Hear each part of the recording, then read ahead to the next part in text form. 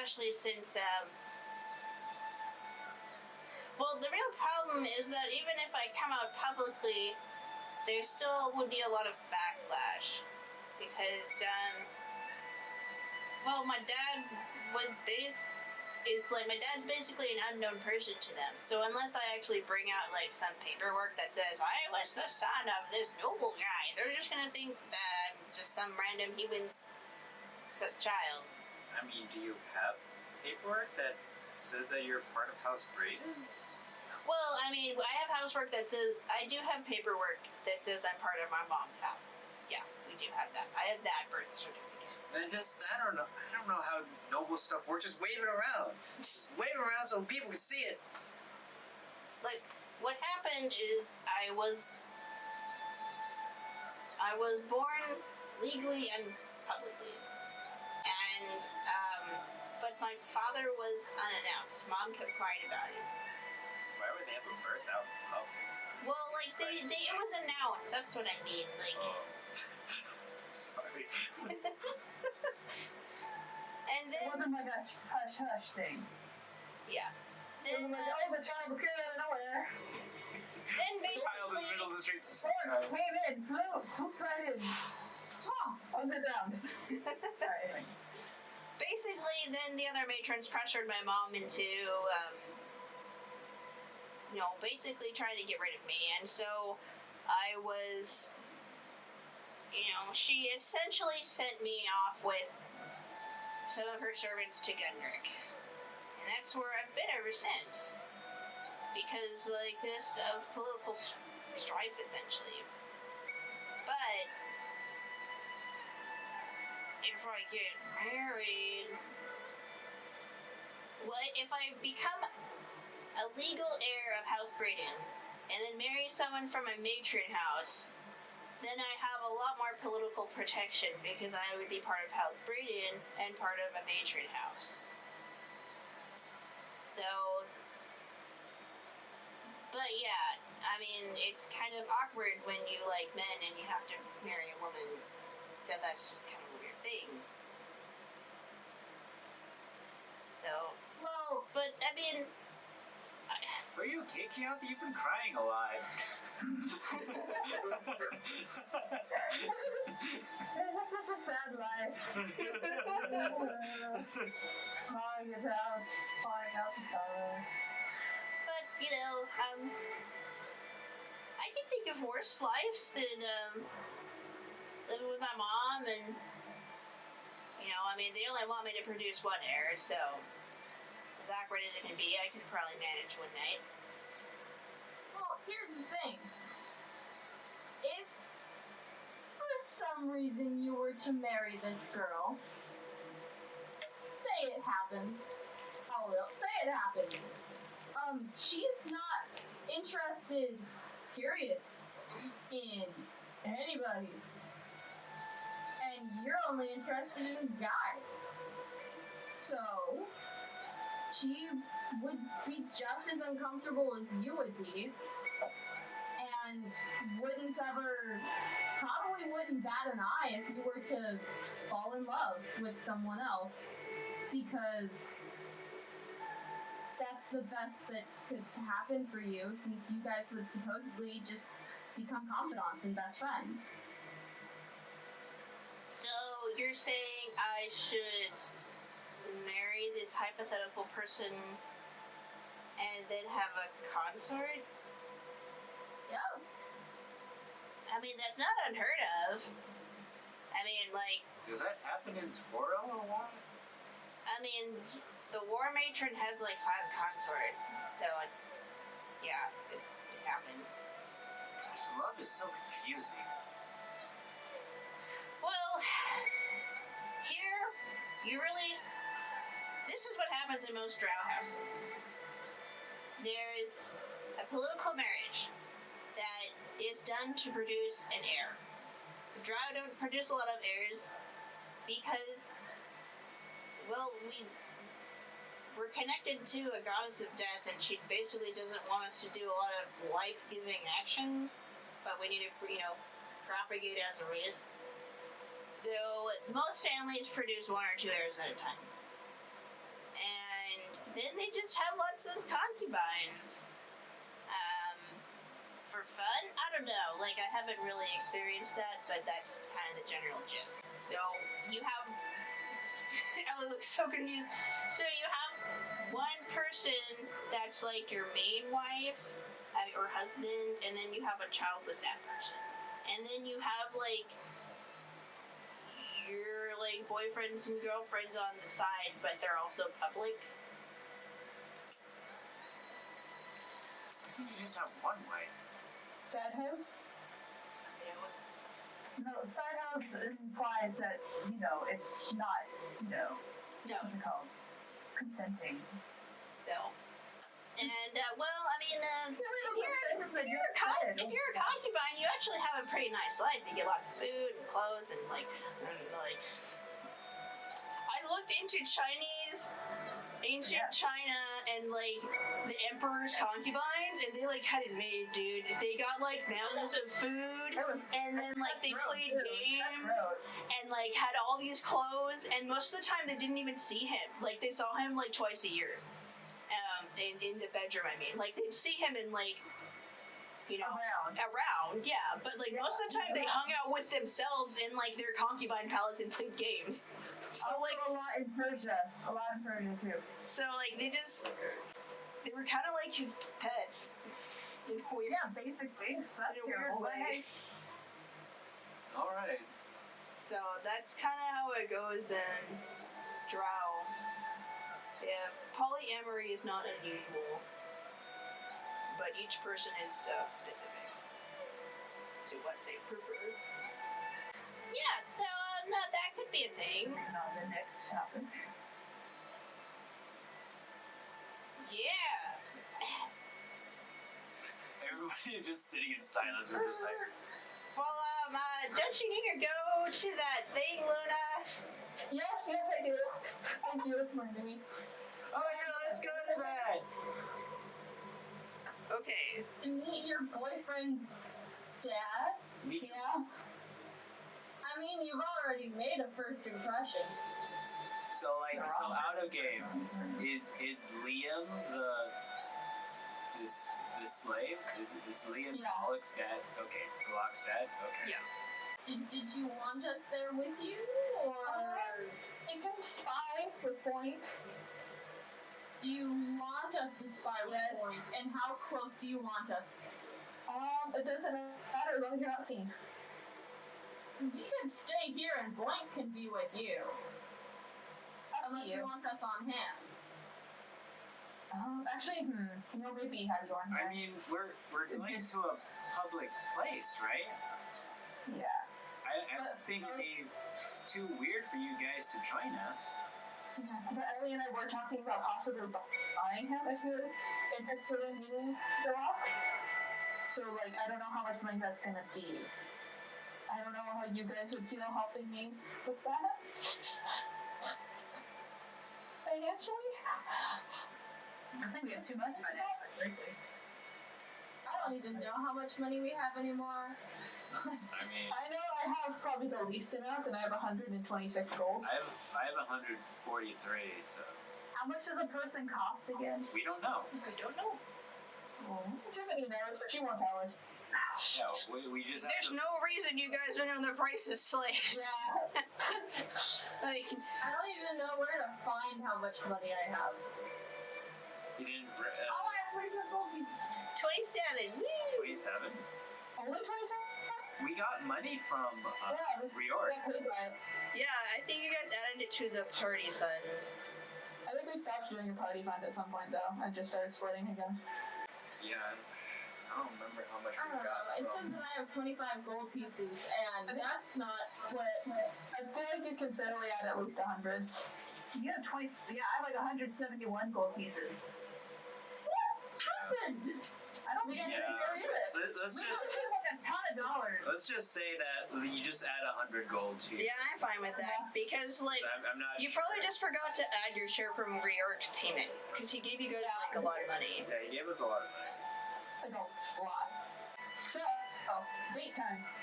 Yes. Not really. The, I'm going on a date with your boyfriend's dad. That's weird. That'd be really weird. Agreed. Stacey's dad. is really, really I bad. mean, given how this episode's going, all the relationships have been weird. It's like it's a different culture. Oh my gosh. Yeah, so. Okay, so I guess, like, maybe have you guys within like a couple blocks or something? it actually is, yeah. It's And spy with blank. Alright, so you just need to go First? you need to go from here to there. It's literally a few streets over. And like I just did that at random, so What works, right? yeah. You make your way to the Aoife clan estate and come to the gate. There's a tube with a cone shape at the end and of it with a covering that has holes atop of it. When you approach, there's an audible cracking noise and the system whirs to life. You hear, "Yes, ma'am, may I help you?" Is that to me? Yes, that is to Luna. I thought he was going to be outside already. She's outside the gates of the estate and is talking through an intercom. That's it. Oh, okay. Interesting. Have the lights changed yet? Yes. Okay. I just want to talk about that. I'm there, like, that I had an arrangement with Liam, I guess. Okay. Yes, welcome, my lady. Liam has told us your arrival. Please step in. And so the gates like kind of, and you look back. You can see that there are gears that move these gates, and it kind of reminds you a little bit of like the lift system and the pulleys you saw there. And you go across like they have a nice little like rock garden, and you go to the front door. The butler opens it. "Welcome, my lady." And he says, "Liam, your guest is here." He steps aside. Liam appears from one of the doors off the hallway and pulls on a cloak, and he says, "Thank you, take it from here." Yes, of course, Liam. And then, like, as he's trying to, like, leave, he's trying to, like, push you out the door. Like, Yeah. he's like, "No." I'm going out. Bye. And then, as you're leaving, you hear this voice that says, "Liam, are you going out?" At the top of the stairs is Colm. Tall and slender, he glides down the staircase with a grace that makes you blush and stops at the foot of the stairs. Turquoise and silver robes adorn him, and he pauses to look over Luna. Yes, Colm, I'm going out with this nice young lady, and, wait. I know her. He's staring at you, Luna. Yeah? Please, this will take but a moment. He comes to you, Luna, and grasps your hands. "Lovely lady, it's dreadful. Mara has been incarcerated. You frequent that shop. Do you have any idea why?" No, I don't. I'm sorry. I wish I knew. Yeah, I have no idea. And I like come up and I like try to separate out Colm's hand from Luna. No, you watching the blink, remember? Oh, is that? Did you want to hold hands? And I'm just But now she's just going with it because she doesn't know, like, that this is just customary to the area sort of thing. He's just like, I remember you too, green lady. Well,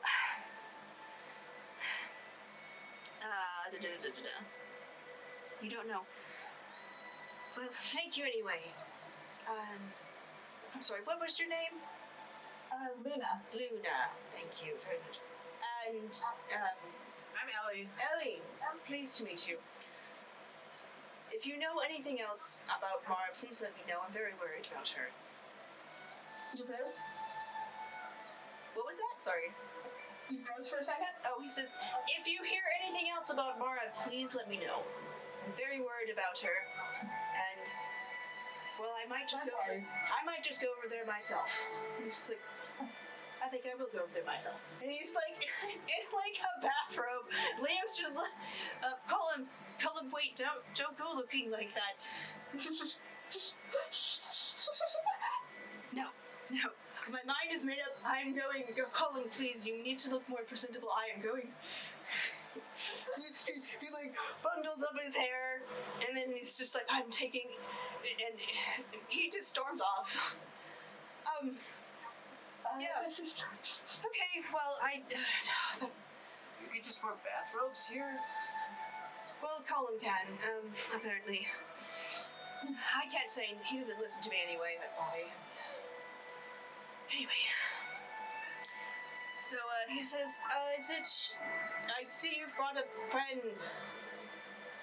You're actually, Ellie, remember how you were supposed to go wait with Virkus and Keontae? Oh, wait, I thought you wanted me to come with you. No, it was, to live to buy him afterward.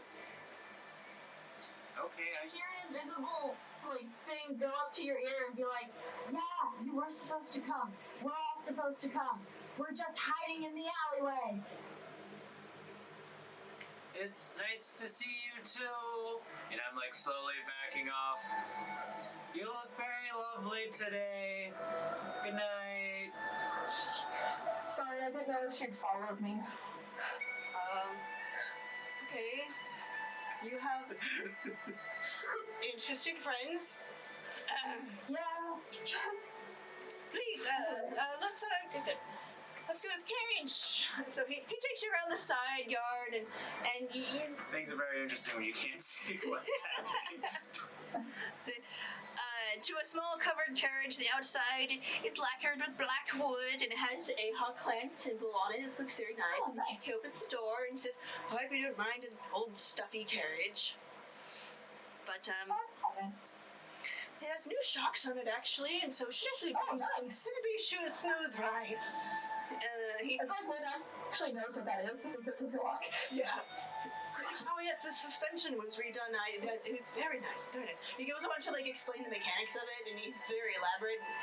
He's pretty excited about it. It's something he's kind of into. So, he's like, I know that there's these sort of new magical propelled ones, and Colm got one because he just had to have the new thing, young stud he is. And this carriage thing kind of zooms by, and there he goes. Well, I suppose we'll be going. Yeah, so we go. Yeah, you go, we ride the carriage. He talks about, you get the notion that he talks when he's nervous. And he's just talking a lot about the carriage. You're right. She is able to follow along though, so. Yeah. And so then you come to the Silver River. It is a small but lavish restaurant that sits on the edge of a mesa and overlooks the city. There's a series of crystals that line the path and glow a faint red. At the edges of the winding pathway up are, to the entrance, there are these tubular kind of plant things. And so they're the native plants of their cave system, and they sort of have this faint glow to them. They're kind of weird looking, but they're actually pretty nice. After the way they've been arranged, it's a different nice. And then there's a series of small waterfalls, and it's just a very nice, thing. And Liam says to you, we can go up the path, but we can also take the lift. And he kind of points to the left, and there's this cleverly hidden lift behind some rocks. I'm not sure which one she'd go with, but I know that when it comes to actually sitting down to eat, she wants a faraway booth or table or something like that. Okay. Just in the back corner, or yeah. So we'll see. We'll do even or odd. Okay. So you guys opt for the lift because although it's nice, that's still a lot of walking. Yeah. And you're just So you go up the lift. It has the same sort of mechanics as the big one too. So, and then you come to the front. You're greeted by this another half dwarf, half human, and she greets Liam with a smile, and she's just like, "Oh, Liam, you're here, and with the young lady." She kind of gives him like this eyebrow wave, and Luna does like a fun little curtsy sort of thing. he's like, "Oh, please, what did I name her? What did I name? Gypsum. Yep, please, Gypsum. It's not really like that. I don't." He looks at Luna like really confused. I don't think it is anyway. Can you just give us our usual booth? Yes, of course. And she takes you to this secluded part of the restaurant, and there's the interior of the restaurant has a glossy tile floor of gray stone, probably marble or quartz, with walls burnished silver and mirrors to line them. Gypsum leads you around a corner to the main eating hall, where the floor dips down into 2 steps and has small circular tables with the same tube-like plants from outside as their centerpiece. The walls on the far side are open wide so that they slide open, and a sheer veil drapes over the opening. So there's like big open, like sliding doors that open to windows, and outside of them you can see this vast landscape of like the mushroom fields, and then this lush forest off to the other side. The lighting inside is very cozy, and it is a table that is secluded. Okay. So you should be happy with that. Yes. Okay, so as soon as like Gypsum, whatever, leaves, Luna just kind of like does like a heavy exhale. She's like, okay, now that I have you far away from like the would the word be owners that she would say? She could say owners or masters, whatever. Now that I have you away from eavesdropping ears, like, might as well cut to the chase. My boyfriend is your son.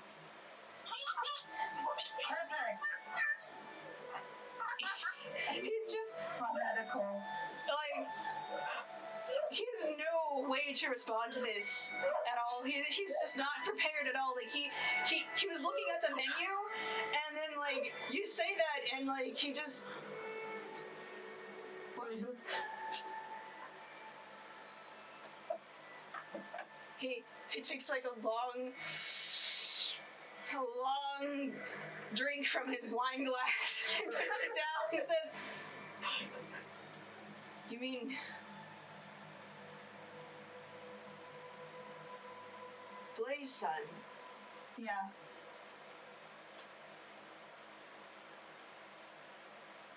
He looks away and looks out the window. There's a long pause of silence as he's just like processing this, and after a deep sigh, he says, "So my boy, he's okay?" Yeah. Oh, that's good. I suppose you want to know the story. I have heard Blaze's side of it. Well, you'll know that we came from Marnell's. We came from Marnell. Blaze's family, Blathen's family is from there. And well, we fell in love and tried to run. What happened is we came here,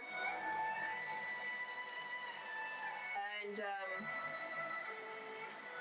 well, Blake got sick, so we couldn't move for a while. We had to lay low in the city, and well, it just turned out that House Aoife also had really bad financial billings, so I became her accountant, and she offered refuge to us for a period of time. Then after Blake got better, it took a couple weeks actually, she got really sick. We became pretty close friends, the three of us. Well, Aoife kept us hidden for a while, and then were made to plan our escape. We got to the hills, and well, Boy went into early labor. The boy was born in the wilderness.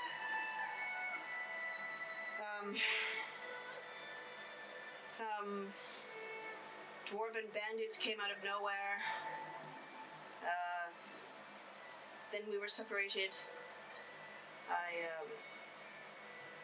And I don't know what happened to them after that. I was brought back to Toril, where Aoife officially purchased me as her accountant and inducted me as her, essentially property. So she paid a very high price to get me into her house and protected. And, I never knew what happened to them. Nor really had a good way of finding out. So, is Blay okay? Yeah, my mom's druid circle found her. Good. And did she,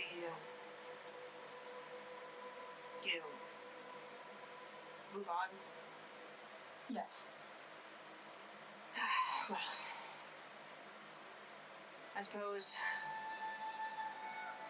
I couldn't have asked for much more.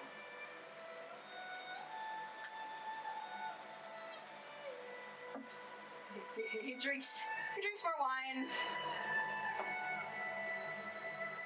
And, what's he like? Oh, he and I actually, we've, Dad and my mom, like I said, are best friends, and so he and I grew up together, and he was always really shy, but he was always really, okay, I thought he was really nice, but I guess some people have other opinions, but, he's really crafty. He likes building things, it's fun. He actually broke my bedroom window in the third story back when we were 15, with his trebuchet.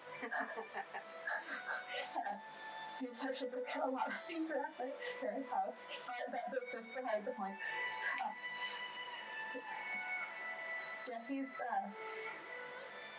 He's really fun, really smart. He's always been one of my best friends, and a little over a year ago, we had finally started dating. And, does he know about me? Yeah. Blake told him quite a bit about you, actually, but... Yes. Well, I don't blame her. It'd be pretty hard for Blade to come back here. Yeah. Would you like to go there?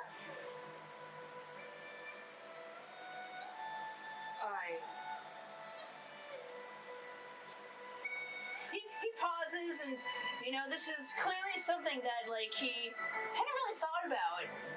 So you see him sort of process this and think deeply about it, and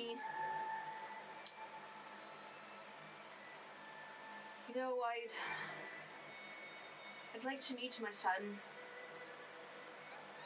Gealach, but I don't know how I would leave here, and I don't know how I would function outside of Drow society. Well, my father is the Lord of Virkus, and I'm sure that he has some sort of connections to get a job for you if you wouldn't want to come back, or would want to have a life outside of here. He looks out the window. This really was not the conversation I expected to have. What did you expect to have? I didn't really know what I was expecting. Definitely not, here's your long-lost child's girlfriend, and would you like a new job? Sorry, it's just a lot for me to process. But, if I were to go, I think, I'll be honest, I have a pretty good life here, as well as a slave can do. And I'm not sure I'd know what to do with myself, because I've always been told. So, I'd have to think about what I want. But I do want to meet my son. I just don't know if he'd want to meet me. I'm a bit underwhelmed.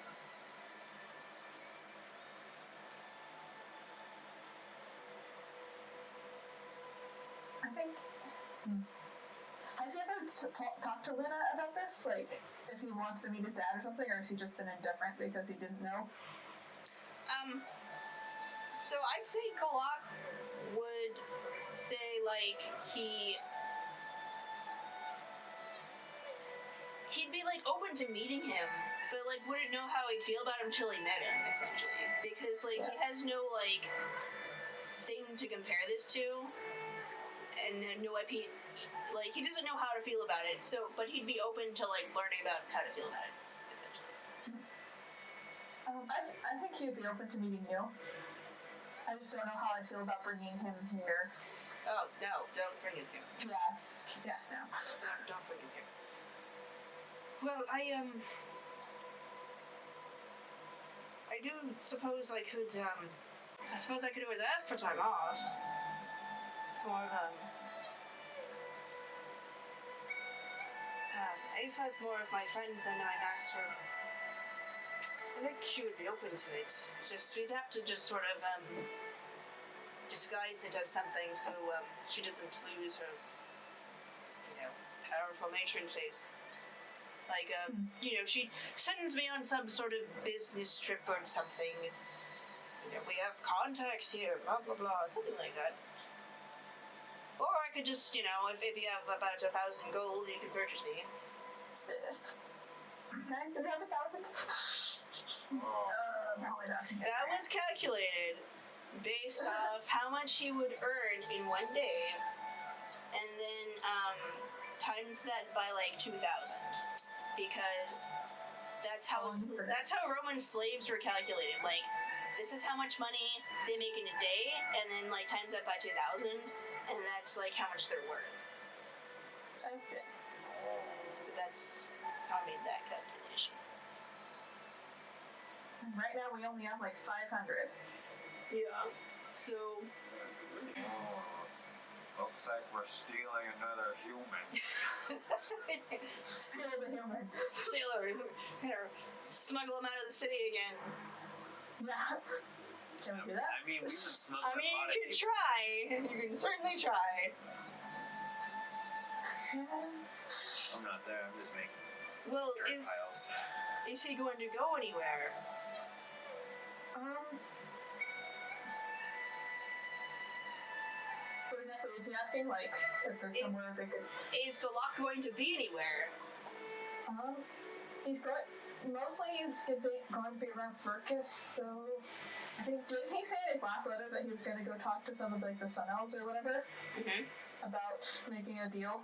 Yeah, he was. Yeah. Okay. Yeah, I'll bring that up then. Oh. Wow, Sun Elves. We don't really have a lot of contact with them. Not in this part.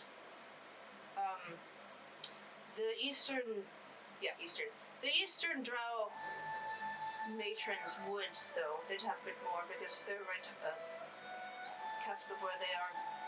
It's, math time!